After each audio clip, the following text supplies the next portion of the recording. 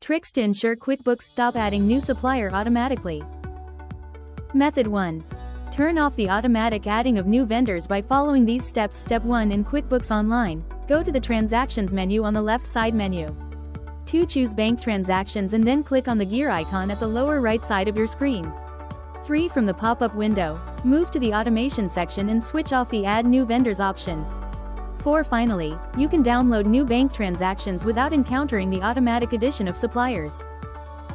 Method 2. Switch off the automatic categorization of bank data by following these steps. Step 1. Open QB Online and move to the Banking menu. 2. Click Settings, and after that, you should unmark the Enable Suggested Categorization checkbox. 3. Finally, you should import bank transactions without worrying about the automatic addition of fresh vendors. Method 3. Run your web browser in private mode. The buildup of cache data in your browser can cause technical issues when you import and categorize your bank transactions. Consequently, you might see that new suppliers are automatically added to the bank records in QB Online.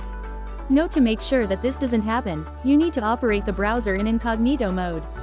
Doing so will ensure that the cache data doesn't create problems when you run QBO. Method 4. Erase cache and cookie data from the browser. Erasing all cookies and cache data from the web browser can really help you ensure seamless access to QuickBooks Online. As a result, you can effortlessly import bank data without facing the automatic addition of vendors. Note: if, however, you still notice the addition of suppliers in QBO when updating bank data, consider using a new browser app. Method 5. Switch to a different web browser application.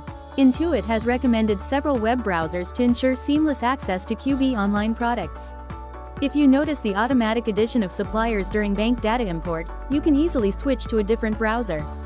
Here's the table that shows various web browsers that you can run to access QB Online. For more guidance, read our article on our website at www.a2autocare.com or call us at this number. Thank you for watching the video.